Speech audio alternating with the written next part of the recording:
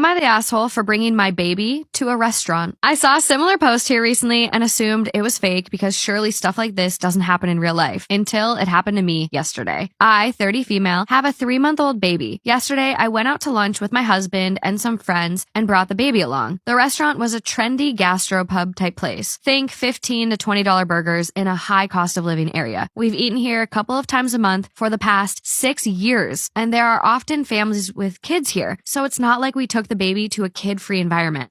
We were seated on the outdoor patio. For the first 30 minutes or so of us being there, the baby sat on my lap making quiet baby noises. At one point, he started to fuss, so I got up to take him away from the restaurant to calm him down. Because I know people are going to ask, this is exactly what happened. 1. Baby starts to fuss. 2. I stood up and grabbed a pacifier and blanket out of my bag. 3. Baby started crying about halfway between the table and patio exit. Had what happened next not happened, the baby would have been crying in the restaurant for no more than 20 seconds. As I'm exiting the patio, someone from another table called out to get my attention. Thinking he was trying to tell me that I had dropped something, I started looking at the floor around me. He yelled again to get my attention and said something to the effect of, "No one wants to hear your baby. You're not fucking special." I'm not a confrontational person, so I just turned around and left. Once the baby had calmed down, I came back in the restaurant. The man tried to get my attention again, but I just walked past him and ignored him. The baby didn't fuss for the rest of the meal, but we got dirty looks from the man and his date until they left. I ran this by some of my mom friends and they're split. Some say he was an ass. Some say that I shouldn't have taken the baby out until he was older. And some say that they don't take their kids out to eat at all because it's rude to other people. I'm looking for a wider variety of options here. So, am I the asshole?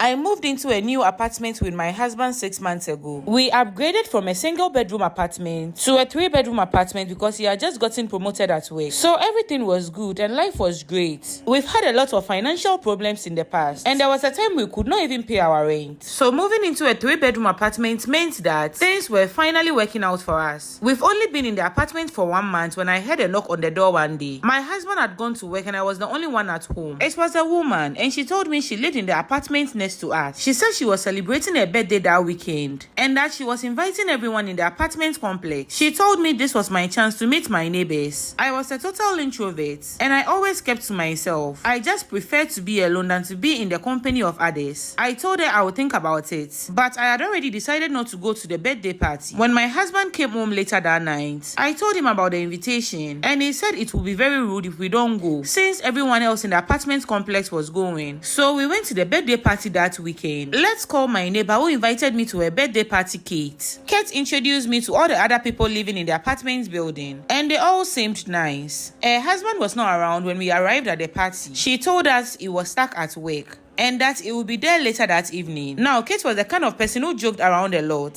and she loved talking. And even though I was the quiet type, I realized after a while that I had a lot in common with her. By the time her husband arrived, I was talking to her as if I'd known her for a very long time. She introduced her husband to my husband and I. Let's call her husband Joe. I don't know why, but the first time I saw her husband, I just felt there was something off about him. He seemed nice and everything, but something just felt wrong about him. I had drank a little alcohol by then, so I just thought I was overthinking, so I just pushed the thoughts aside. After we were introduced, I went to sit at the back of the room with my husband. I was looking around the room when I realized Joe's eyes were on me. He just kept staring at me. This made me feel uneasy, so I told my husband about it. He told me to wait for him and then went across the room to talk to Joe. But before long, the two of them were laughing and talking as if they were old friends. My husband came back to me afterwards and told me Joe was a good guy. He said Joe was not staring at me intentionally and that he was sorry. I just nodded my head because I still felt uneasy. I told him I wanted to go to bed. We said our farewell to everyone and left the party. The next morning, Kate came over to thank me for coming to her party. She was with Joe. I invited them inside and called my husband. And even though Joe had told my husband he was not staring at me intentionally, I could feel his eyes on me throughout their visit. Part 2 is up. Even though I always felt uneasy around Joe, I just kept my feelings to myself. I had tried talking to my husband once about the way I was feeling, but he had just told me I was thinking too much. And it was true, I always think too much about everything. Also, he had gotten very close to Joe, and he kept assuring me Joe was a good guy. Kate had also become a very good friend of mine, and she was at my place almost all the time. Even though I prefer to be alone most of the time, I enjoyed being with Kate because she was always making me laugh. 3 months after we moved into the apartment, my husband changed. He was not as attentive as he used to be. He was always on his phone and he was always working late. I started to fear that he was cheating on me. I went through his phone one night after he went to bed, but I couldn't find any evidence of cheating. When I couldn't take it anymore, I decided to have a conversation with him. I told him how I was feeling. He said he was sorry. He said he was acting differently because he had been given more responsibilities at work. He told me to give him some time and that things will go back to normal soon. And I believed him. But a week after this conversation, I met Kate in the parking lot of the apartment. I was about to say hi when she just slapped me out of nowhere. She started raining insults on me and warned me to leave her husband alone. I was confused and I didn't even get a chance to say a word before she walked away from me. I tried calling her several times, but then I realized my number has been blocked. I went to her apartment and knocked and knocked and knocked, but no one opened the door. I was so confused. Why would she ask me to stay away from her husband? I had no interest in Joe whatsoever. I told my husband what had happened later that night. He told me he would talk to Joe about it when he sees him. He said he knows I will never cheat on him and that he feels there has been a misunderstanding. I couldn't sleep that night. Like, why would Kate think I was going after her husband? My husband had gone out later that night and he was not back yet. I went to the kitchen for a glass of water when I heard voices coming from outside. I peeped through the curtains and saw that it was my husband and Joe. I wanted to hear what Joe had to say, so I didn't go back to sleep. Instead, I sat down in the kitchen to wait for him. I just wanted to know what was going on. After about 5 minutes, the front door opened. I walked towards the living room and stopped dead in my tracks. What I saw shocked me. Joe and my husband were standing in the middle of the living room, kissing passionately. I forgot how to breathe for a moment, and then I shouted. They both turned around to look at me, and then Joe ran out.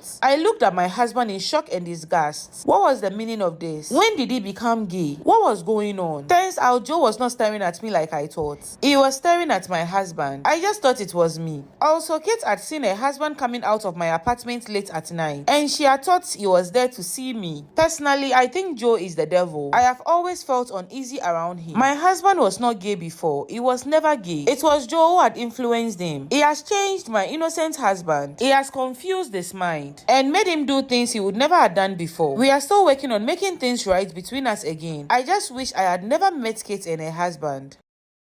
I've been keeping a secret from my friend about her husband. Story time. So I was out the other day and I ended up meeting my friend's husband, who we'll call Steve. He told me not to tell anyone this story, that it's a massive secret. Steve has 3 kids and is literally always exhausted. So one day on his way into work, a woman that he always sees on the train struck up a conversation with him. She said she just knew him as the tired guy because he always looked exhausted, which I feel like is low-key kind of rude. So he began to explain why he was always so tired and always asleep on the train. She explained that she was a hotel manager and she could get him a room for free. So immediately, Steve takes her up on this offer, which, if you ask me, that's a little bit fishy. That just sounds like an affair, right? But no, Steve actually has an ongoing deal with this woman. He said that he just gets a call every now and again when there's a room free and she hooks him up. He tells his wife that he's visiting family, but actually all he goes and does is sleeps in this hotel room. He's away from his wife and kids and he is peaceful. So I was like, babe, you can't be telling me this and not your wife. I said, keeping this a secret from her, if she finds out anything, she's just gonna assume the worst. And when he told her the truth, she replied, I believe you, you'd never cheat on me. And he was like, oh, like, why do you know that? And she said, because Steve, you have no game. Weekend, I got robbed. Someone stole my purse, wallet, and ID. Story time. So I went to go see the new Indiana Jones movie with my friends, and then we went to In-N-Out afterwards. We got to In-N-Out probably like 11:30, and then left around 12. So we all got up. I remember grabbing my tray to throw away my wrappers and everything. I don't distinctly remember grabbing my purse, but I know that there's no way I would have left it just sitting on the table. I literally have a fear of losing my stuff, so I'm always ultra aware of where everything is. So I am sure that I grabbed it. So the 4 of us went to go drop off my friend's car across town because we were gonna carpool back to my boyfriend's house and all spend the night. So we pull up to his house, we all get into my friend Michael's car. Somehow, it wasn't until then that it hit me I didn't have it because I was like, guys, wait, where is my purse? We must must have spent like 20 minutes looking through Michael's car, Justice's car. Like, it was literally just gone. And that's when I was like, did I really just leave it at In-N-Out? So I locked my card, called customer service. They called the location we were at and said that they had them look, but that they found nothing. We had a 40-minute drive back to my boyfriend's house, but Michael was like, you know what, Jesse, do you want to just stop at the location on the way back? Like, let's just double check for ourselves. And I was like, yes, that would be amazing. So we pull up at like 1 a.m. I talked to the employees and the manager and they hadn't seen anything. My boyfriend and friends helped me look, so shout out to them. Wasn't in the parking lot. And they were like, you should just ask the employees and see if they can check the cameras. The employees were super helpful. I was like, so sorry to even ask this. Like, is that a possibility? They said they have to direct me back to customer service because it's against store policy. So I call customer service again. They tell me that I need a police report and the police can request to see footage if they feel necessary, but that's the only way that I can get it. So the conclusion I had previously came to was that the only thing that could have happened was I either left it on the table and someone took it, or what I thought happened is it fell out of the car as I was getting in. I didn't notice and someone grabbed it. However, I also had my AirPods and my literal house key in my purse. I decided the best option was probably to go ahead and file the police report just to be safe. Also, my purse was literally a limited edition Tory Burch I bought the last one of by chance in the whole country last summer, and I loved that purse. This is where the story takes a turn, because today I was about to file a police report and then something happened. It changed everything. Story time. The guy I was flirting with is married. The actual audacity that some men have is ridiculous. Basically, me and my homegirl were at this party, and I peeped the DJ before the party even started. I already marked him. I was like, oh, he's looking good. I want that one.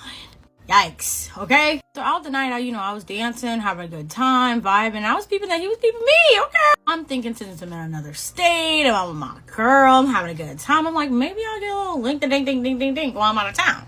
And my friend must have gotten the other guy's attention because now we both locked in. You know what that is, Towards the end of the party, my friend goes and hop jumps and skips to the other guy. She's like, hey, what's up? And I was like, oh, snap, okay, girl, we making a move. And let me describe the man in question for you because honestly, y'all gonna be real surprised because I was surprised, honestly, right? This, like I said, he had piercings, he had the shaved heads, and I thought this was for the girls. I was like, yes.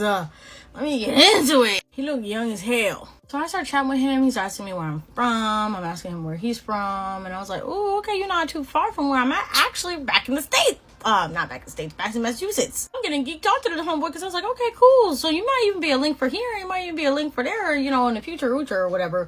But as he was talking, something was telling me to ask some more questions because something was off. He's asking me, how do I know the host of the party? And I was like, oh, like I'm real close with them. Actually, like I know who hired you and stuff like that. But like I didn't know it was going to be you or whatever. Because I never met him a day in my life before that. So he was like, oh, okay, cool. So you know everybody? I was like, yeah, I know everybody. I'm pretty linked up. He's like, I'm pretty sure I saw your name tattooed on somebody's arm. Is that true?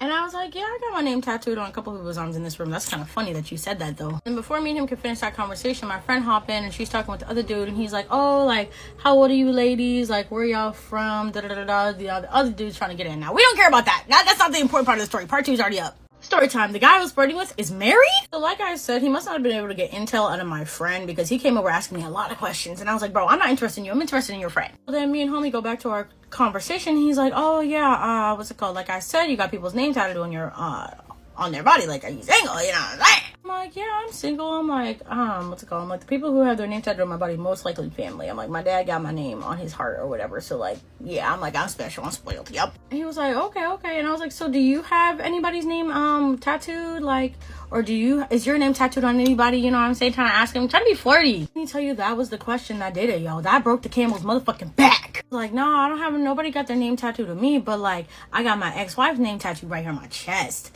I'm like, what? What you want? I said, ex who that what now? I said, ex what? How old are you? And to look calm and figure out my exit plan now, because no, I don't want to talk to you, bro. What? I'm 21 years old. I don't have to settle for a divorced man right now. I do not. So I will not. And I don't care what you got to say about it.